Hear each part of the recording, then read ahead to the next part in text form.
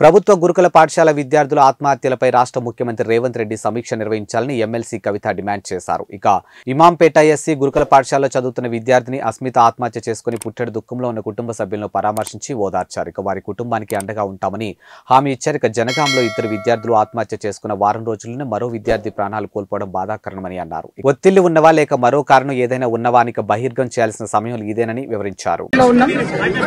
ఈ గ్రామానికి సంబంధించినటువంటి ఒక విద్యార్థిని ఎస్సీ గురుకుల హాస్టల్లో చదువుతున్నటువంటి విద్యార్థిని మరి అంతకన్నా ముందే ఒక వారం రోజుల క్రితం వాళ్ళ క్లాస్మేట్ వాళ్ళ క్లోజ్ ఫ్రెండ్ ఇంకొక పాప సూసైడ్ చేసుకుంటే మరి ఆ సూసైడ్ తోని మనస్తాపం చెందినటువంటి ఆ బిడ్డ ఇక్కడ ఇంటికి వచ్చిన తర్వాత కొద్దిగా స్థిమితపడ్డది.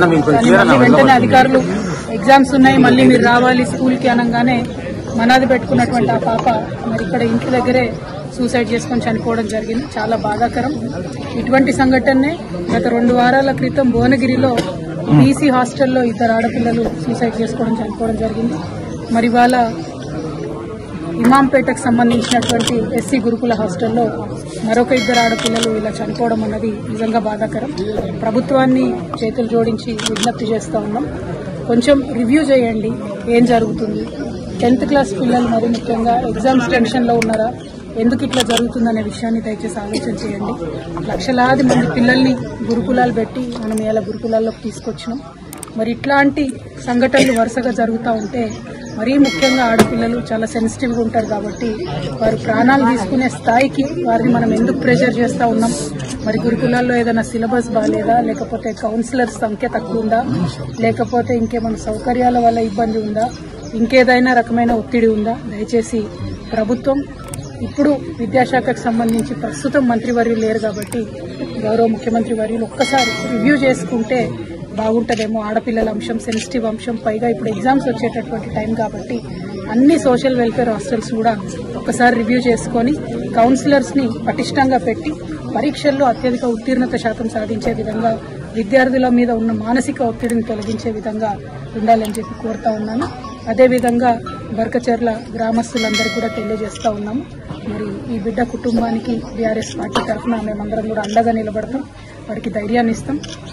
అనాథగా మిగిలిపోయినటువంటి వారి తల్లిగారికి మేమందరం కూడా మనస్ఫూర్తిగా అండగా ఉంటామని తెలియజేస్తూ వారి కుటుంబానికి బర్కచర్ల గ్రామస్తులందరికీ కూడా తీవ్ర సంతాపాన్ని తెలియజేస్తూ మరొకసారి ప్రభుత్వాన్ని రిక్వెస్ట్ చేస్తూ ఉన్నాం. ఇది డిమాండ్ కాదు, పరీక్షల సమయం, పిల్లలందరూ కూడా ఒత్తిడిలో ఉండేటటువంటి సమయం.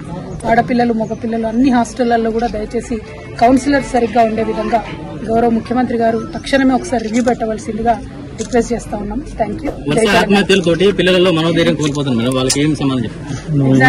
మనోధైర్యం కోల్పోతున్నటువంటి పిల్లలకు ఒకటి, తల్లిదండ్రులు దయచేసి ఎగ్జామ్స్ మార్క్స్ అన్న ప్రెజర్స్ ను కొద్దిగా తగ్గించుకుందాం.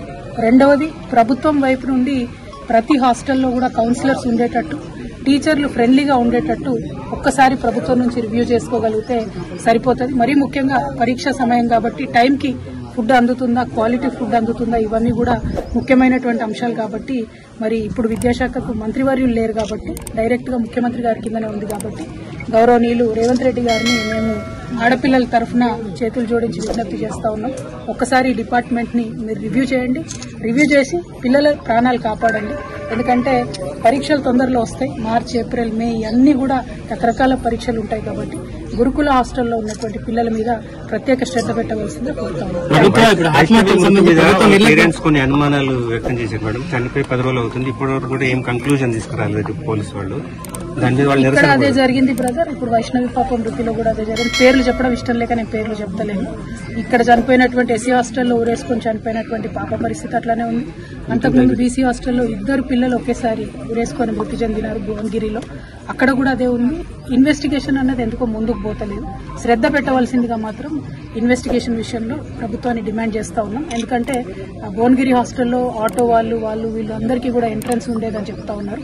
మరి ఇమాంపేటలో అటువంటి పరిస్థితులు వినబడలేదు. కానీ మరి ఎందుకు ఆ పాప ఊరేసుకొని చనిపోయింది అన్నది మాత్రం ఇన్వెస్టిగేషన్ ఫాస్ట్ గా చేయాలి, విచారణకు ఒక కమిటీ వేయాలనేటటువంటి అంశాన్ని కూడా డిమాండ్ చేస్తాం. నిర్లక్ష్యం ఉన్నా సరి చేసుకోవాలి బ్రదర్, ఇది పిల్లల విషయం కదా. నేనేమంటున్నా అంటే అవకాశం దొరికిందని ప్రభుత్వం మీద బురద జల్లేటటువంటి అవసరం లేదు.